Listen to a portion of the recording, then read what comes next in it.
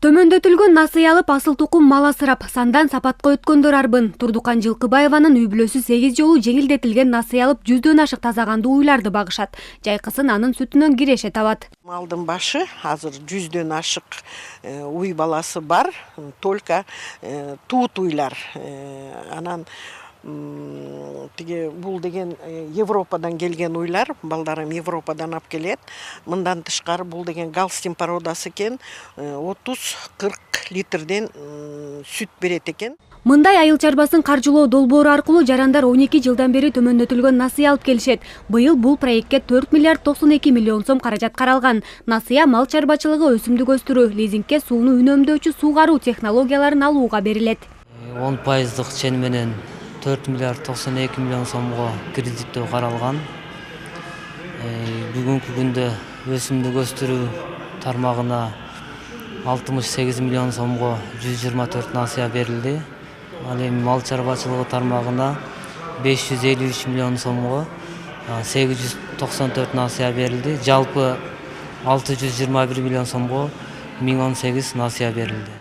Дыйкан фермерлер насыяны 36 айга 300 миң сомго чейин күрөөсүз ала алышат. Ал эми миллион сомго чейин болсо күрөө коюлат. Айыл чарба техникаларын лизингке 50 миллион сомго чейин берилип, 7 жылдык мөөнөт каралган. Айыл банк жана элдик банк аркылуу алууга мүмкүн. ФСХ 13 боюнча банк тарабынан 396 миллиондон ашык сом кредит берилди. Алган кардарлардын саны 654 кредит берилди да бүгүнкү күндө.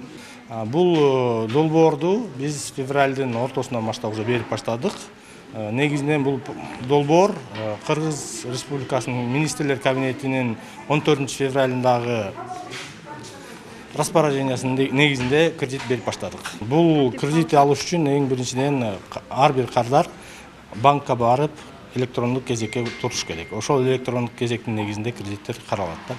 Ал эми агро өнөр жай комплексин кредиттөө долбоору аркылуу кластердик бирикмелерге колдоо көрсөтүп келет. Максаты азык-түлүк коопсуздугун камсыз кылуу, экспорттук потенциалды өстүрүү.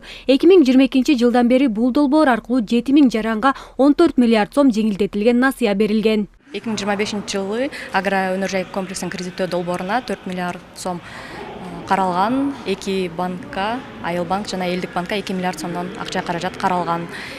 Бул долбоор 2022 жылы башталган.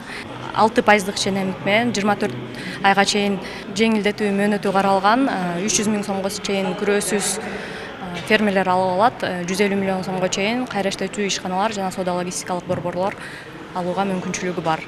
Былтыркы жылдан бери бириккен товар өндүрүүчүлөр долбоору биргелешкен айыл чарба өндүрүүчүлөрүнө колдоо көрсөтүп келет. Анда жогорку сапаттагы техникаларды лизингке алууга мүмкүнчүлүгү каралган. 6% чен менен 60 айга чейин чарбакер субъекттерге берилет. Бул долбоордун алкагында ошол 2 миллиард 200 миллион сомго каржыланат. 6% чен менен 5 жылдык мөөнөткө.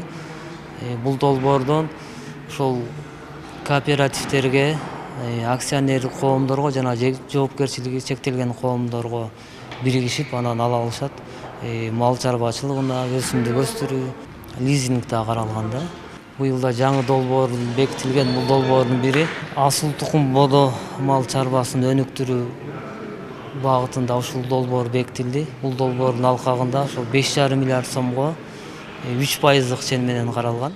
Асыл тукум бодо мал чарбасын өнүктүрүү максатында 3% чен менен насыя бериле баштайт. Бул жылы заводдорго жана фермерлерге 500 миллион сомдон ашык каражат каралса, импортерлор үчүн дал ушундай сумма бекитилген. Дыйкан чарбалары жана жеке жактарга 400 миллион сом каралган. Өлкө боюнча айыл чарбасын колдоого 4 долбоор менен жеңилдетилген насыя берилүүдө. Иния Тергешова, Жакшылык Исаков, ЛТР Бишкек.